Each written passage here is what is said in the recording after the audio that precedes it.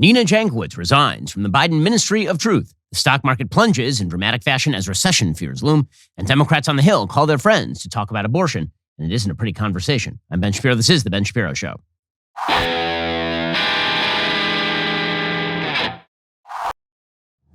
The Ben Shapiro Show is sponsored by ExpressVPN. I talk about them every single show. Why haven't you gotten a VPN yet? Get ExpressVPN right now at expressvpn.com/Ben. All right, we'll get to all the news in just one moment. First, here's a reminder. Soaring inflation is now pushing the Fed to raise rates quickly and aggressively. They did it last week. They're planning many more hikes this year, which means you have to be on the lookout for deals. You got to take care of your finances and your investments. You have to do everything you can to come out ahead. We are headed into rocky terrain. This includes spending less on interest payments. Whether it's your home loan, credit cards, or personal loans, look at all of it. In fact, let American Financing look at all of it for you. They're a family-owned lender known for its custom loan solutions and its no-pressure approach to lending. I've worked with them for a long time now. I know their salary-based mortgage consultants will take care of you. American Financing will do everything they can to help you save up to $1,000 a month, plus tens of thousands of bucks long-term. So why not learn more? It only takes 10 minutes to start when you call 866-721-3300. That's 866-721-3300, or visit AmericanFinancing.net.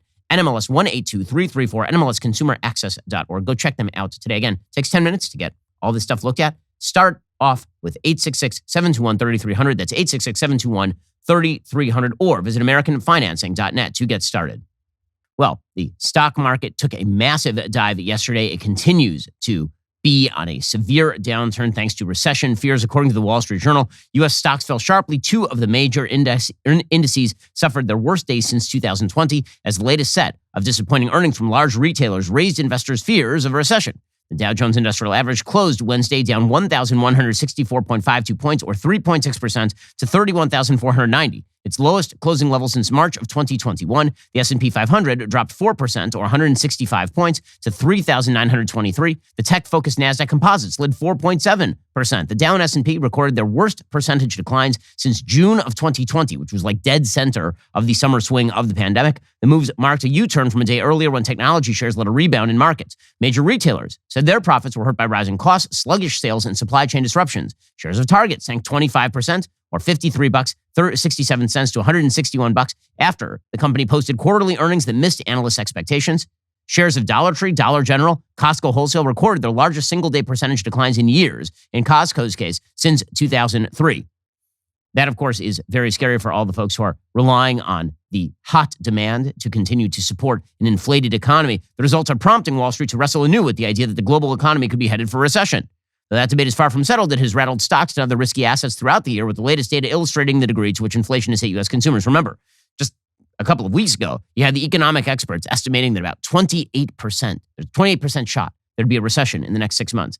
And I said at the time, it seems more like 50-50 to me. Well, it's been a couple of weeks, and now it's looking a lot more than 50-50 at this point. Nick Giacomakis, president and founder of NEIRG Wealth Management, said inflation is hitting every aspect of an earnings report, whether it be the transportation side or supply chain disruption. Customers are no longer buying the more expensive items they would typically buy. All this trickles through to an earnings report. Consumer discretionary, consumer staples were the worst performing sectors in the S&P 500 on Wednesday. Both recorded their largest single-day percentage losses since March of 2020. As it turns out, when you just pay people to stay home for a very, very long time, and then eventually they have to go get jobs, and inflation, because of that fire hosing of the money, has outpaced wages, you end up with people shopping less. That is not a particular shock at this point. And yet everybody is treating it as though it is a shock. And you're starting to see more and more sources openly stating that we are on the road to a recession. Goldman Sachs' CEO, for example, he came out yesterday and he said the recession is coming, and there's pretty much no way to stop it. This is David Solomon. From your perspective, the House view, the David Solomon view, what does it look like? Are we in a recession? Well, the House view is slowing economic activity, higher rates, and probably a 30% chance of recession as you look forward over the next 12 to 24 months.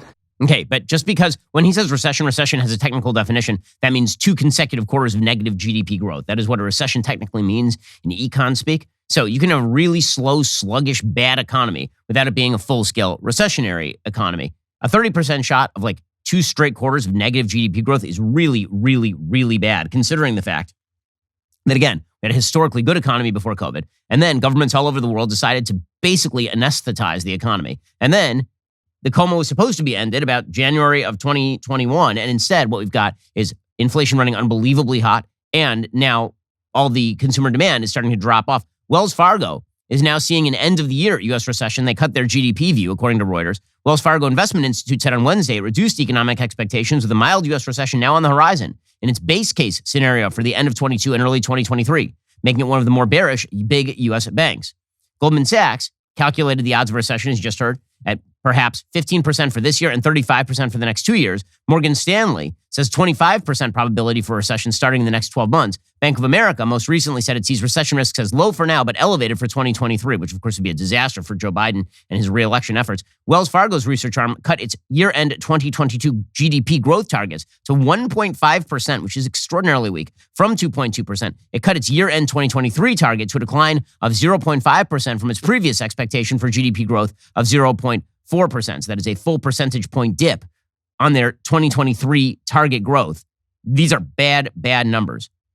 While the first quarter 2022 economic contraction was due primarily to strong imports and inventory changes, Wells Fargo notes that consumer activity has weakened since then. It cited the development of all three major risks identified in its December 2021 outlook, including new COVID-19 outbreaks and restrictions, higher for longer inflation, and a much stronger dollar. It said these issues were due to Russia-Ukraine war and aggressive Federal Reserve policy. Said these shocks are taking an economic toll.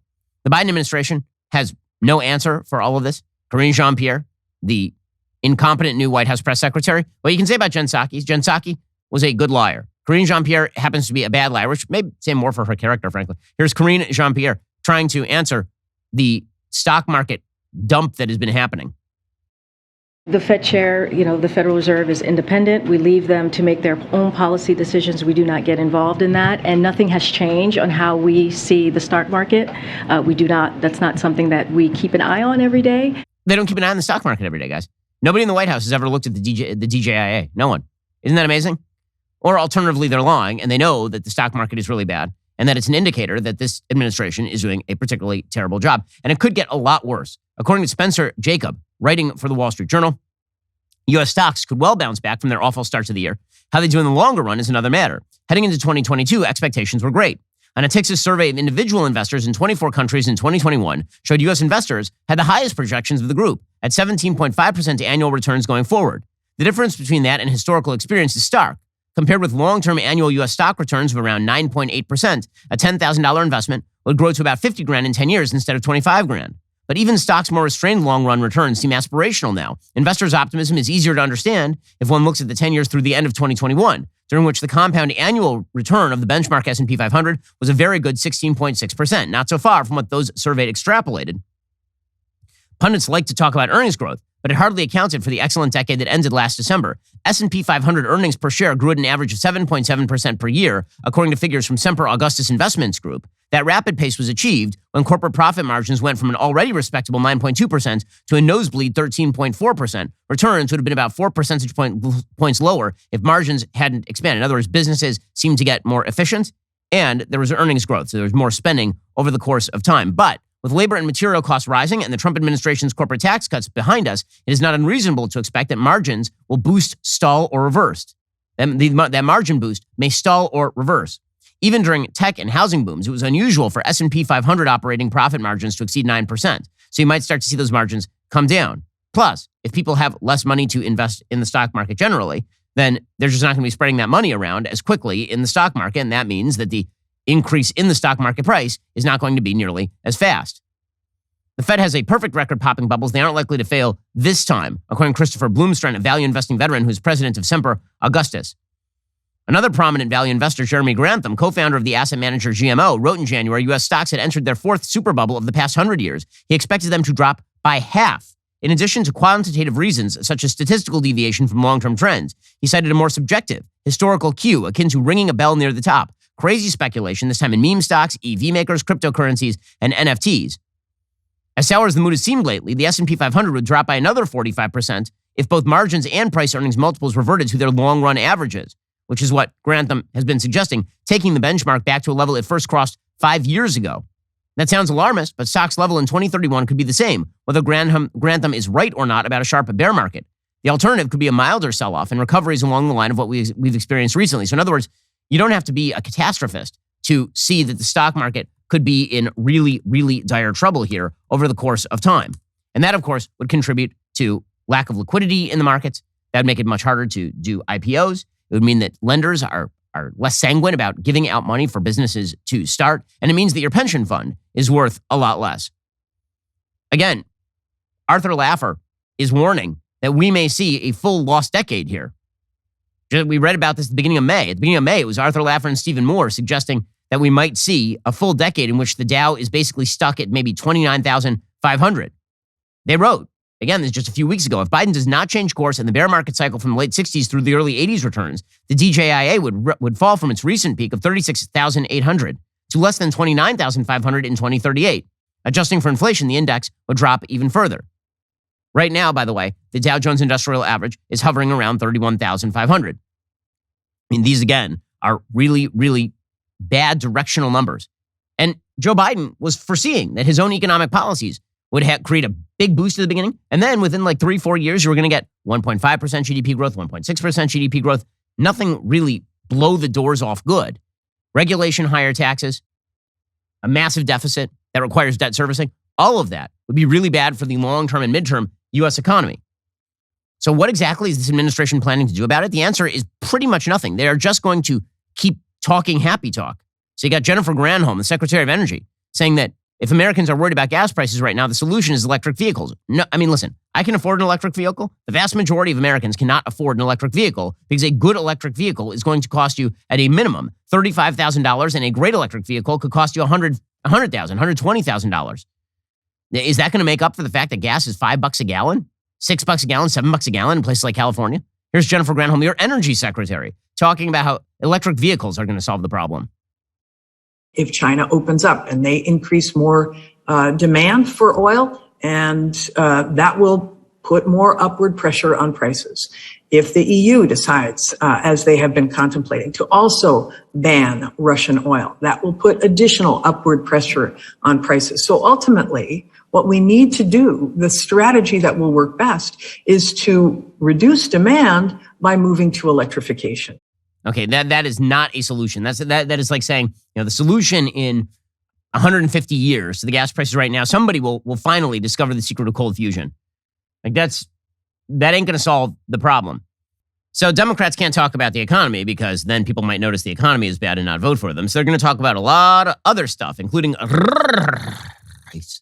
Get to that in just one moment. First, certain people make my life a lot easier. I don't know what I would do without them. For example, Zach. So we have the book club tonight. And the book club, that's hard work. We got to put together a full set, put the cameras in place, got to make sure everything looks spiffy. Zach makes that happen. Plus, he looks exactly like Andrew Garfield. It's bizarre. Well, if you need better employees, ZipRecruiter makes that happen for you. ZipRecruiter uses its powerful technology to find and match the right candidates up with your job. You can easily review these recommended candidates and invite your top choices to apply. Additionally, ZipRecruiter has a complete suite of tools that make it easy to filter, review, and rate your candidates. 4 out of 5 employers who post on ZipRecruiter get a quality candidate within day 1. No wonder ZipRecruiter is the #1 rated hiring site based on G2 satisfaction ratings as of January 1, 2022. In fact, the hardest thing you have to do is remember our special URL, ZipRecruiter.com/dailywire. That's where you go to try ZipRecruiter for free and get great employees like Zach. Once again, that is ZipRecruiter.com/dailywire. To get started, ZipRecruiter is indeed the smartest way to hire. ZipRecruiter.com/DAILYWIRE. Democrats have to talk about something beside the economy, because if they talk about the economy, they're just going to get wrecked. As Donnie Deutsch said on MSNBC, we don't have the economy. So this means let's talk about race. Always the go-to. Always the go-to. Here's Donnie Deutsch on MSNBC just sort of saying the quiet part out loud. We don't have the economy on our side as Democrats. So you have to scare the bejesus out of people. The way to scare it is say, this replacement theory, this is not just coming from some dark corner of the web. This is the Republican platform. Make them own it. And if Democrats run from this fistfight, I know in the previous segment with Eugene Daniels, he talked about the president not wanting to call out names. Call out Tucker Carlson. Call out the politicians and make them own it. This is a Republican platform. It's the racist Republican replacement theory. Right, we don't have the economy. Let's talk about the great replacement theory. Let's talk about race, which is always the go-to for the Democratic Party because, again, their entire electoral strategy is based on extraordinarily high minority turnout in communities they think are very supportive of them and college-educated white women. And that is the Democratic coalition. They've been banking on this since about 2012, and they're just going to continue to double down on this. And so you're seeing them focus in laser beam like on the argument that America is discriminatory, that half of your neighbors hate your guts because of your race or your sex. And Kamala Harris, who's, again, awful at this, out there yesterday making this case, talking about racism and sexism, which, by the way, if these were the dominant forces in American life, it would be very hard for a black woman to be the vice president of the United States. But here is a person who is the vice president of the United States specifically because she is a black woman, talking about how America is rife with racism and sexism. Racism is real in America. It has always been. Xenophobia is real in America. It has always been. Sexism, too. Wow. I mean, profound words. Yes, it's true. Racism exists and sexism exists. But the Democratic Party platform is basically that everyone I don't like falls into those categories, which is why you should continue to give power to me, despite the fact that I'm really bad at my job. Not only should you give power, as it turns out, we should also crack down on dissemination of any ideas that we don't like by labeling them racist and sexist and demanding top-down control of those ideas. This is why you have Kathy Hochul yesterday, the governor of New York. I mean, this is really ugly stuff. The governor of New York saying that there are no protections for hate speech in America, which is just not true. There is no technical category called hate speech in law in the United States. It is protected under the First Amendment, hate speech, because again, these are terms that have no content. The left calls it hate speech when you say that Caitlyn Jenner is a man. Caitlyn Jenner is a man. That's not hate speech. That's biological fact. Here's Kathy Hochul saying it shouldn't be allowed to be said, these sorts of things. I'll protect the First Amendment any day of the week, but you don't protect hate speech. You don't protect incendiary speech. You're not allowed to scream fire in a crowded theater. There are limitations on speech, and right now we have seen this run rampant. Okay, first of all, you are actually allowed to shout fire in a crowded theater. Shank is bad law. Second of all, when she says that there are no protections, she's a defender of the First Amendment, but there are no protections for hate speech. Definitionally, this means you are not a protector of the First Amendment. Definitionally, that is what that means. And this, of course, has been the agenda for the Democratic Party and for this White House for a while, which is why it is heartening to see that the White House had to pull back from its plans for the Department of Homeland Security to have a Ministry of Truth. According to CNN yesterday, the disinformation expert hired to run the Department of Homeland Security's newly created Disinformation Board has resigned after the department paused the board. Nina Jankowicz, a disinformation expert with experience working on Ukraine and Russia issues, was tapped to helm the Disinformation Governance Board earlier this month. The interagency team was meant to coordinate department activities related to disinformation aimed at the U.S. population and infrastructure. The problem, of course, is that they hadn't properly defined disinformation, because the left has spent the last several years conflating disinformation, meaning like actual Russian propaganda, from misinformation, meaning stuff I don't like. And in fact, Nina Jankowicz had basically trafficked in both disinformation and misinformation when she suggested that Hunter Biden's laptop was actually just a Russian plant, with no evidence whatsoever. According to CNN, Jankowicz's appointment quickly drew condemnation from GOP lawmakers and right-wing media who pointed to her past tweets and statements regarding Hunter Biden's laptop and Christopher Steele, the author of the so-called Steele dossier. Jankowicz told CNN Wednesday evening she resigned because the board's future was uncertain. Quote, I had hoped we would be more transparent about how the board was going to operate, what it was going to do. For whatever reason, that didn't happen. The information vacuum only grew. I think the information vacuum kind of directed a lot of the attacks and digging around in my personal life.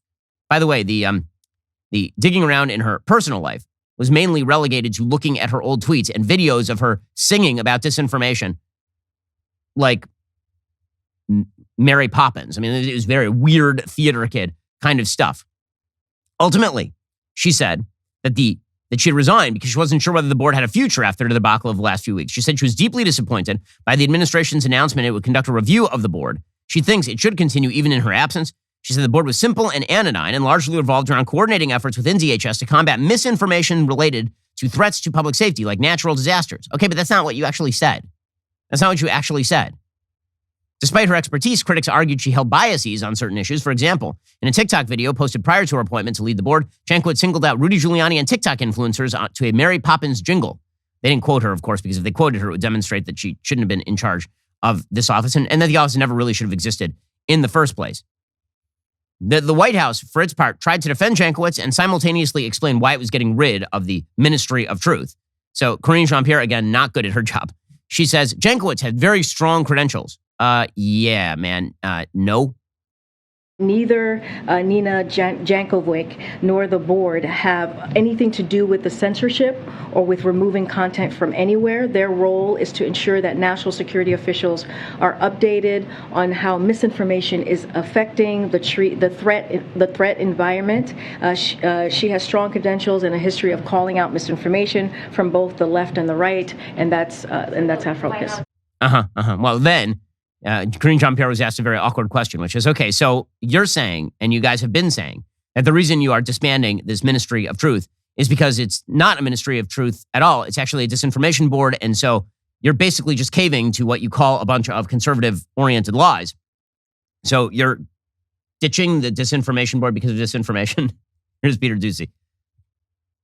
So if it's pausing because you think the board was mischaracterized, then the disinformation board is being shut down because of disinformation? Is that what's happening here? Look, I mean, the board was put forth for a purpose, right? To make sure that we really did address what was happening across the country when it came to disinformation. And it's okay now, 75 days. It's just it's going to pause. There's been a mischaracterizations from outside forces, and so now what we're going to do is we're going to pause it. And we're going to do an assessment. You're going to pause it and do this. By the way, keep an eye on this because the actual solution the White House, I'm sure, is going to try out here is Jankowicz goes away because she was awkward. And we just sort of quietly bring this thing back and start targeting political opponents. The media, for its part, is doing its best to spin on behalf of the administration and on behalf of the Ministry of Truth.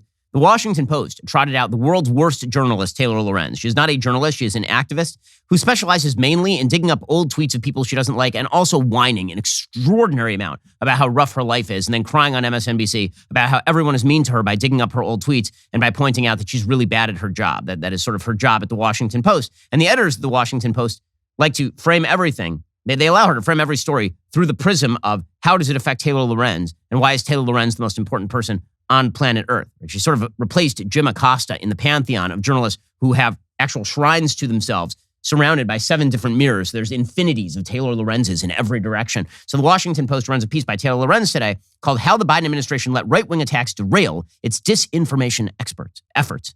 And the article is quite astonishing.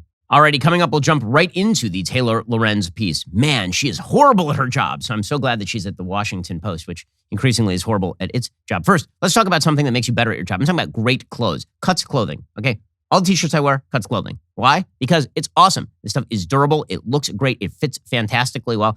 At Cuts Clothing, it's just the company that I keep coming back to for jackets, for pants now. I've got Cuts Clothing in pretty much every form that you can wear Cuts Clothing. It is just that good. Cuts Clothing has spent years perfecting men's t-shirts, taking the look good, feel good idea to a whole new level. Right out of college, Cuts founder and CEO Stephen Borelli got a job in an agency with a casual dress code. In his first week, he was told his shirt was too athleisure-y, so he searched all over for a presentable and stylish tee. He couldn't find any that fit the bill. He decided to solve the problem himself, designing a premium t-shirt that could be worn anywhere on or off the clock. And these shirts are just great. They really are fantastic. Refresh your wardrobe in time for summer with Cuts. See for yourself why I took all my other t-shirts and gave them away. Cuts is one of the fastest growing men's brands. They've sold over 1 million shirts. I probably bought 100,000 of those shirts. They are so good. Get 15% off your first order by going to cutsclothing.com/Ben. That's CUTS clothing.com/Ben. So here's what Taylor Lorenz writes today. Quote, on the morning of April 27th, the Department of Homeland Security announced the creation of the first Disinformation Governance Board with the stated goal to coordinate countering misinformation related to Homeland Security. The Biden administration tapped Nina Jankowicz, a well-known figure in the field of fighting disinformation and extremism, as the board's executive director. In naming the 33-year-old Jankowicz to run the newly created board, the administration chose someone with extensive experience in the field of disinformation, which has emerged as an urgent and important issue. The author of the books, How to Be a Woman Online and How to Lose the Information War, her career also featured stints at multiple nonpartisan think tanks and nonprofits, and included work that focused on strengthening democratic institutions. But within hours of the news of her appointment, Jankowicz was thrust into the spotlight by the very forces she dedicated her career to combating. The board itself and DHS received criticism for both its somewhat ominous name and scant details of specific mission. Homeland Security Secretary Alejandro Mayorkas said it could have done a better job of communicating what it is and what it isn't. But Jankowicz was on the receiving end of the harshest attacks, with her role mischaracterized as she became a primary target on the right-wing internet. She has been subject to an unrelenting barrage of harassment and abuse, while unchecked misrepresentations of her work continue to go viral. By unchecked misrepresentations of her work, do you mean that we played actual clips of her talking on shows like this one? and that people just brought up her old tweets, which is literally what Taylor Lorenz does for a living. Taylor Lorenz, for a woman who's obsessed with herself, apparently she has an unbelievable capacity never to actually see what she is in a mirror. She sees herself, but she doesn't quite see herself, According to Taylor Lorenz, just 3 weeks after its announcement, the Disinformation Governance Board is being paused, according to multiple employees at DHS, capping a back-and-forth week of decisions that changed during the course of reporting this story. On Monday, DHS decided to shut down the board. By Tuesday morning, Jankowicz had drafted a resignation letter. But Tuesday night, Jankowicz was pulled into an urgent call with DHS officials who gave her the choice to stay on, even as the department's work was put on hold because of the backlash it faced, according to multiple people with knowledge of the call. Nina Jankowicz has been subjected to unjustified and vile personal attacks and physical threats, a DHS spokesperson told the Washington Post. In congressional hearings and in media interviews, the secretary has repeatedly defended her as eminently qualified and underscored the importance of the department's disinformation work, and he will continue to do so. So basically what happened here is that it became clear that Jankowicz was going to get thrown under the bus, and then it was clear that the administration was going to get flack for that. So now the administration is wildly backtracking and pretending that they actually had Jankowicz's back after throwing her out there. Jankowicz's experience, says Taylor Lorenz, is a prime example of how the right-wing internet apparatus operates, where far-right influencers attempt to identify a target, present a narrative, and then repeat mischaracterizations across social media and websites with the aim of discrediting and attacking anyone who seeks to challenge them. This is solid reportage, right? This is journalisming at its very finest, the hot, sticky journalism just getting everywhere. It also shows what happens when institutions, when confronted with these attacks, don't respond effectively. So this article goes on and on and on. And the whole idea here is that it's evil right-wingers who dug up stuff that she said. Oh, no. Wow. I mean, people pointed out what she said. That's crazy. Just hours after Jankowicz tweeted about her new job, far-right influencer Jack Posobiec, says Taylor Lorenz, posted tweets accusing the Biden administration of creating a ministry of truth.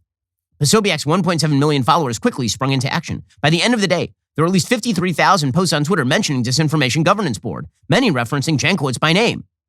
You mean people questioned the establishment of a government agency with no clear agenda that called itself a Disinformation Governance Board? Wow, I mean, that is scandalous that people noticed. It's bad. Unlike the Ministry of Truth in George Orwell's 1984 that became a derogatory comparison point, neither the board nor Jankowicz had any power or ability to declare what is true or false, or compel internet providers, social media platforms, or public schools to take action against certain types of speech. In fact, the board itself had no power or authority to make any operational decisions. So then what exactly was the point of the board? The board's purpose has been grossly mischaracterized. It will not police speech, the DHS spokesperson said. Quite the opposite. Its focus is to ensure that freedom of speech is protected. Yeah, I don't believe you. And most people, it turns out, didn't believe you. Dozens of websites, including Breitbart, The Post Millennial, and Daily Caller and New York Post, began mining Jankowicz's past social media posts and publishing articles to generate controversy. Some were simply mocking, making fun of her for parodying a song from Mary Poppins to talk about misinformation.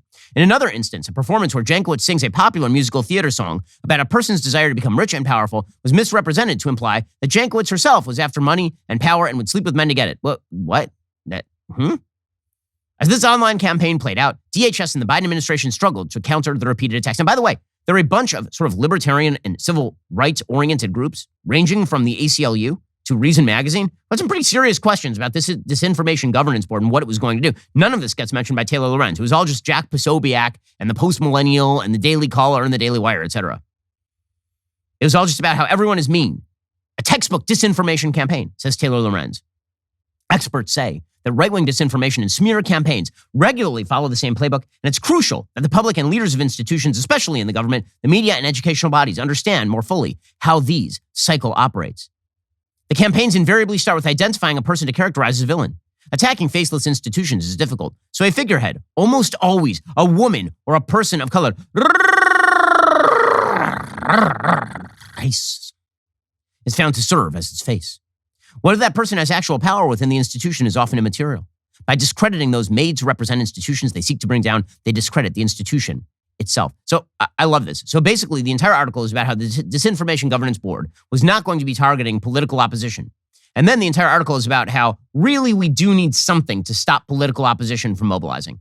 We really need to stop all of these right-wingers from, posting old posts of people. We really need to cut that out. Amazing, solid stuff there from Taylor Lorenz, demonstrative, once again, of the fact that what the left really would like to do is police speech. And they'd like to police speech because when they are losing, this is what they do. One of the ways they would like to police speech is by going after corporations. Right? Corporate wokeness is their newest and most powerful tool. This is the new thing they've come up with over the course of the last 20 years, and that is seize the governing boards of major American corporations and then twist them to your own political design, whether it is Disney or whether it is Target. Take a major corporation, get it to buy into pretty much all of your priorities, and then say the free market has spoken. Now, the free market hasn't really spoken because, of course, you're intimidating all of these corporations into getting involved in ultra-crepidarian pursuits that are outside of their purview. You're basically saying to them via the power of anti-discrimination law or through sexual harassment law or through laws in the state of California telling you how you have to compose the board of your company. You're doing all of this and saying to them, if you do the things that we want you to do, we will leave you alone. If you don't do the things we want you to do, we won't leave you alone. We will initiate media coverage of you. We will try to AstroTurf boycotts of you. We might mobilize governmentally against you. We'll structure laws in order to change the incentive structure for you as a company. We'll do all of these things. And corporations, by and large, have gone along with this, at least up until the last 5 minutes or so.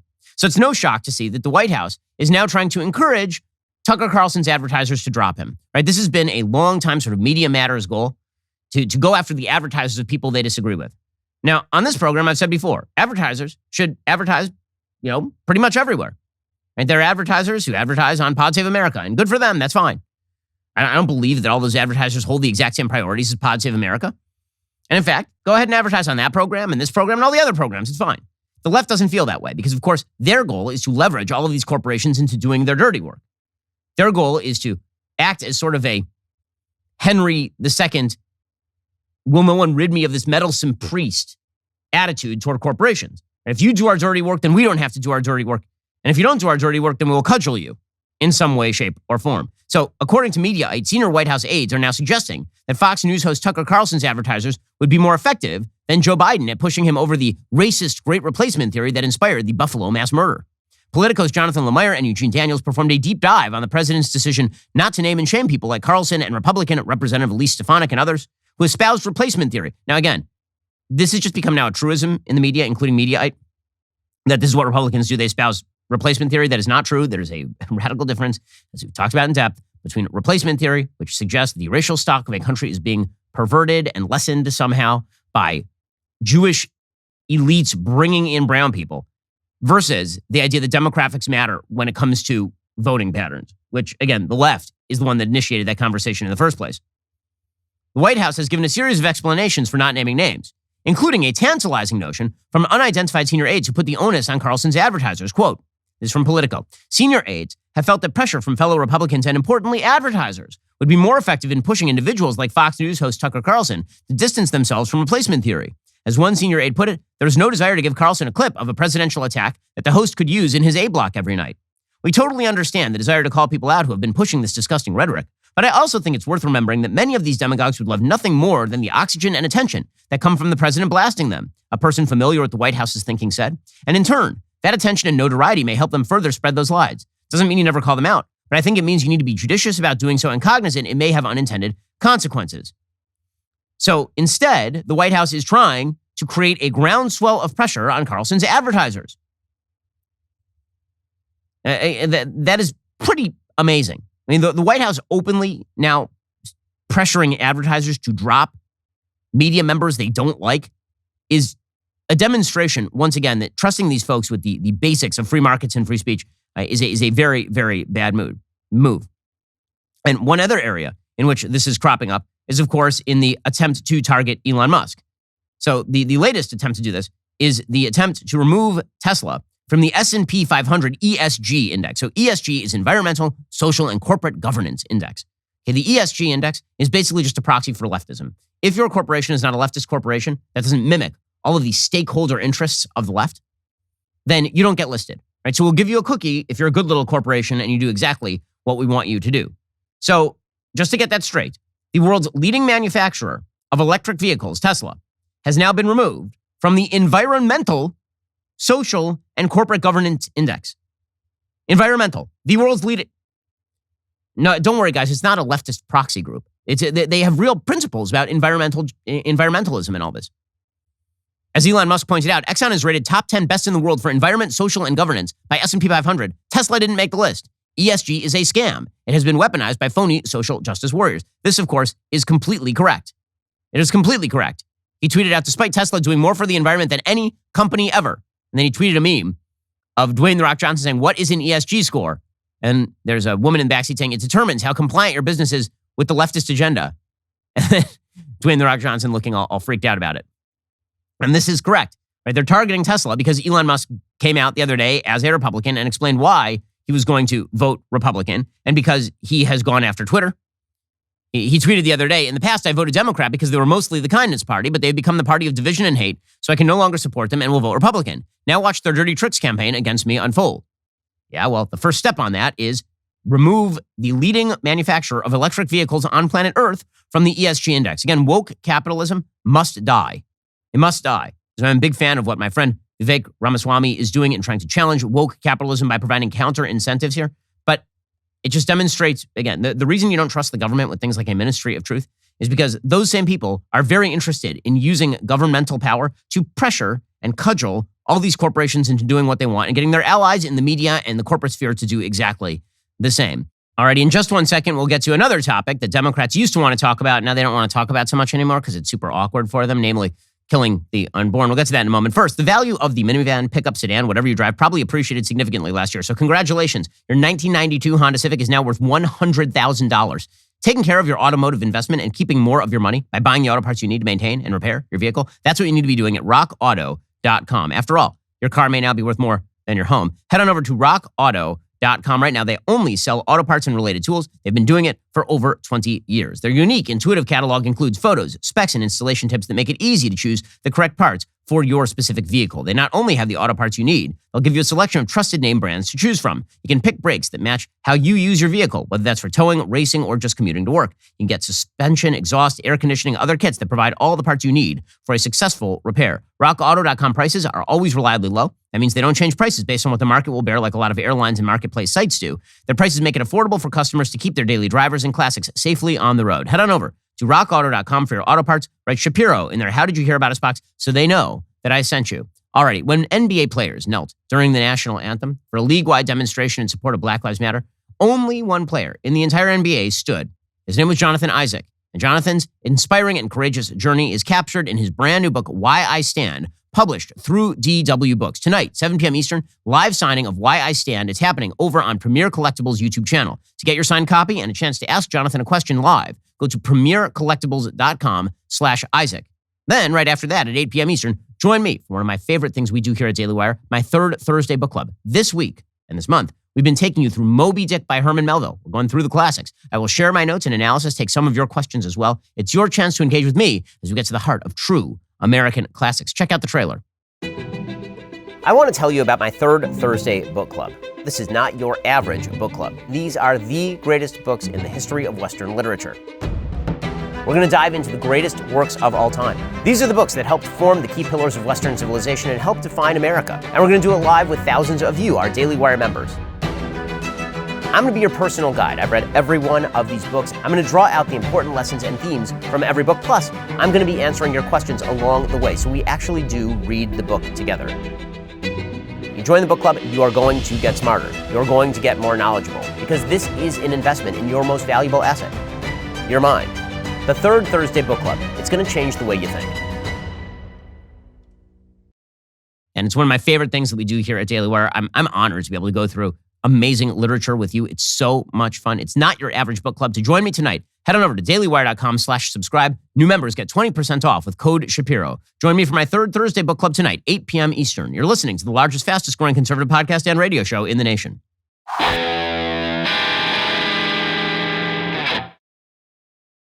Now, speaking of narratives that Democrats have attempted to weaponize, they did the racism narrative, and they've also tried to do the sexism narrative with abortion. You notice how fast abortion has sort of disappeared from the headlines?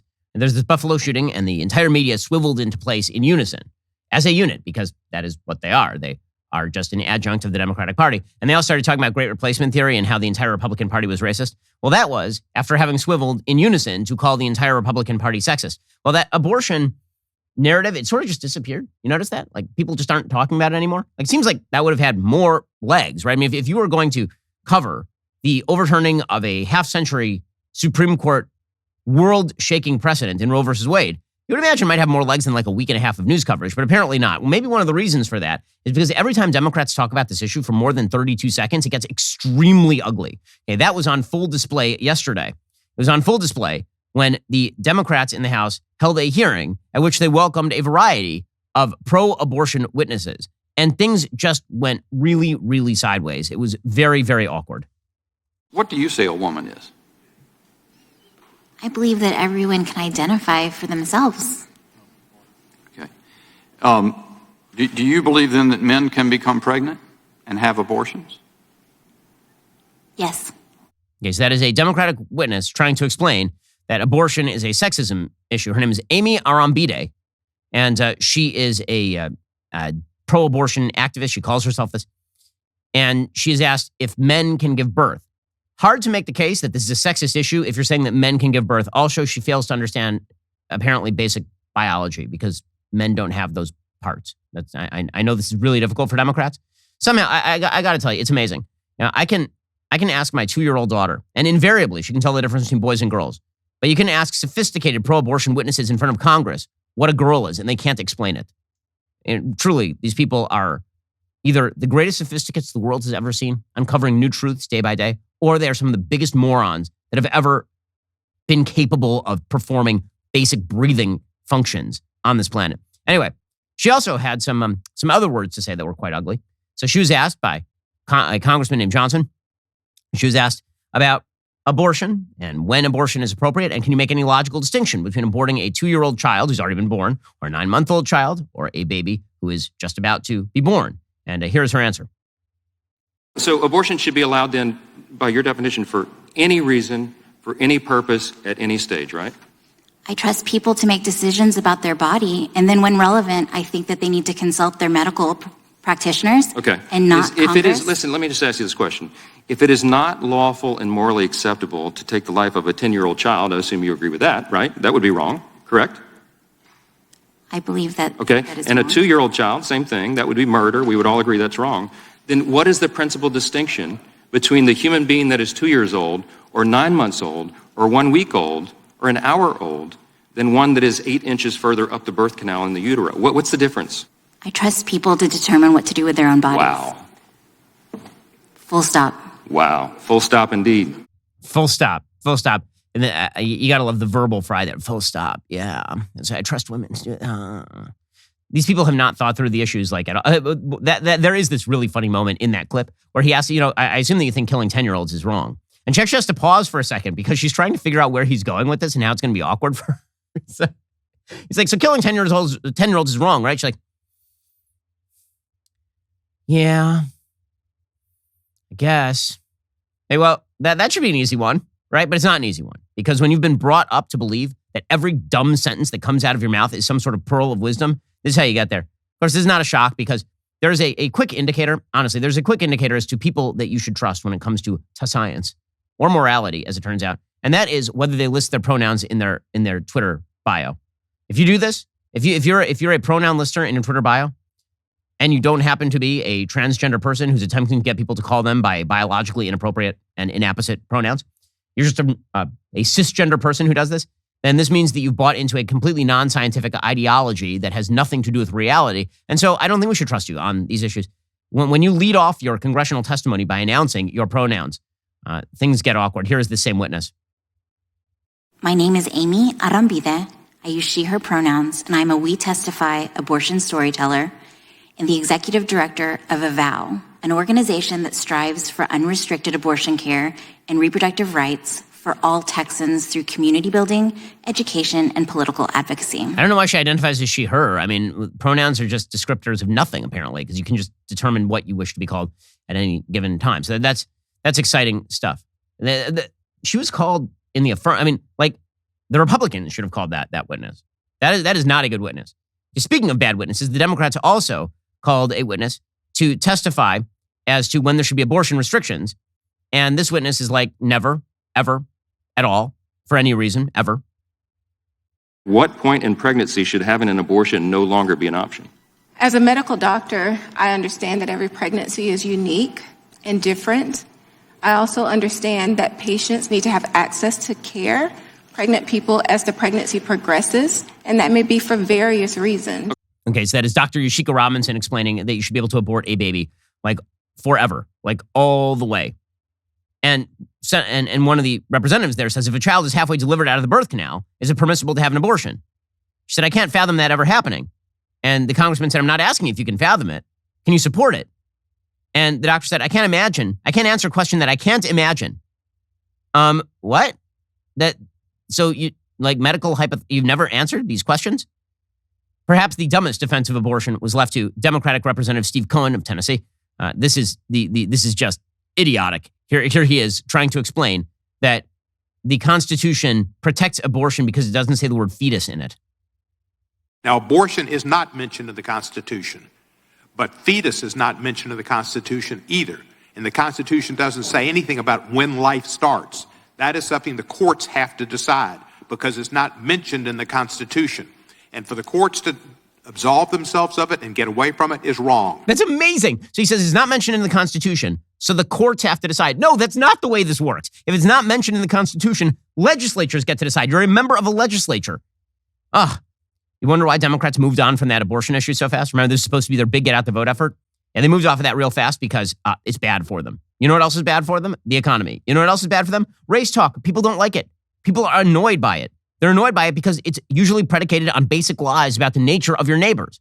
Most Americans don't actually believe that their neighbors are vicious, horrible racists. What they do believe is that their money is going less far. So Democrats, they're cruising for a bruising. All of these misdirect tactics are not going to work, and they are beginning to realize it, which means things are going to get a lot uglier before they get better in this country pre-election. Alrighty, we'll be back here later today with an additional hour of content. In the meantime, go check out The Michael Knowles Show. That's available right now. I'm Ben Shapiro. This is The Ben Shapiro Show.